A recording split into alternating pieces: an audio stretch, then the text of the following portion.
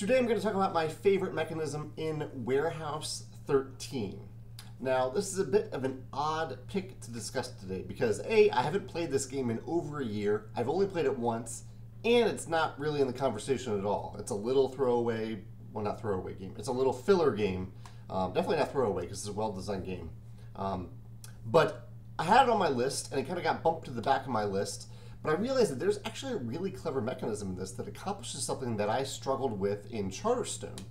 In Charterstone, you know, you're running your own little charter, and I wanted players to feel like they had ownership over the buildings in their charter. And so in early versions of Charterstone, whenever you used a building in someone else's charter, which is encouraged, it's a big part of the game, you paid them. So the cost that you paid to use that building went to that player.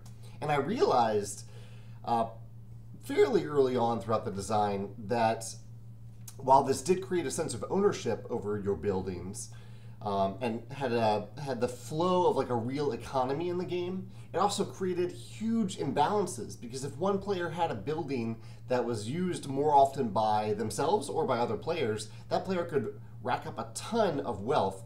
And it also meant that as you acquired that wealth, it made resources and coins feel not all that important. Like you went out and got those things a lot less because you expected people to give them to you to use your buildings.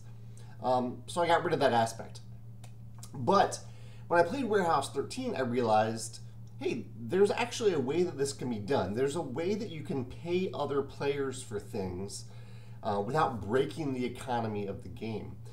And the way Warehouse 13 does that is it's an auction game where you always pay your money for the auction that you win. It's a common auction, so I'm not actually buying something from other players. But I pay the money to the player on my left. Think about that for a second, especially in an auction game. Whenever you pay for something, you pay the player on your left. So that player is getting the money. So you might accumulate a lot of money, perhaps from other players paying it to you, and you might go way over the top for a certain auction item, but you know that when you do that, even though you're winning the auction, you are paying the player to the left.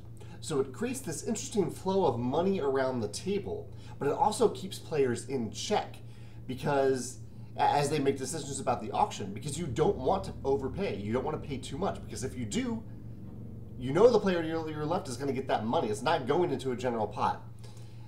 Just as an auction mechanism by itself, this is really clever, but I also just really like the idea that you are paying money around the table, but everyone's doing it. Everyone's buying stuff in the auction.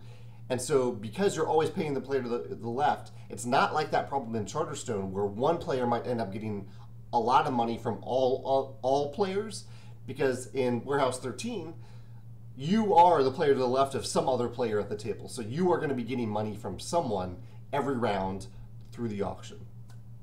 Just a really clever mechanism. I don't know if this would work in other games, but if you do have a game where you do want that flow, that economy of money being exchanged by other players, I think this is actually a viable solution for that, just because you essentially guarantee that that money is going to flow through all other players, and at the same time there's the added bonus that you kind of keep players in check as to how much they spend because they know that money is going to another player. Cool concept.